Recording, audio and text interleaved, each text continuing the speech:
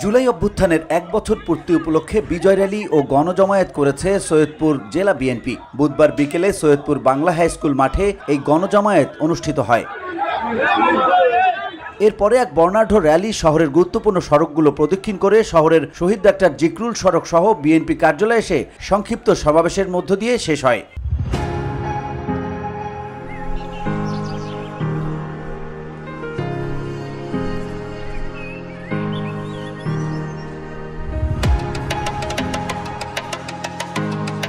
এ সময় মিছিলে অংশগ্রহণ করেন সৈয়দপুর ও কিশোরগঞ্জ উপজেলা পৌর ও ইউনিয়ন পর্যায়ের হাজারো নেতাকর্মী।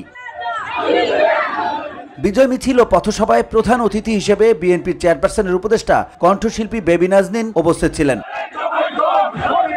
উপস্থিত ছিলেন কেন্দ্রীয় বিএনপির সহসাংগঠনিক সম্পাদক আব্দুল খালেক, বিএনপির কেন্দ্রীয় নির্বাহী কমিটির সদস্য সাবেক সংসদ সদস্য বিলকিস ইসলাম সহ অনেকে। এ সময় সমাবেশে বক্তব্য দেন বেবি নাজনীন।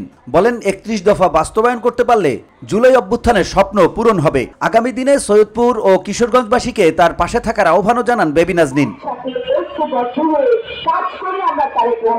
বেগম খালেদা জিয়ার জন্য দোয়া চান এই কণ্ঠশিল্পী। VOD Bangla news desk.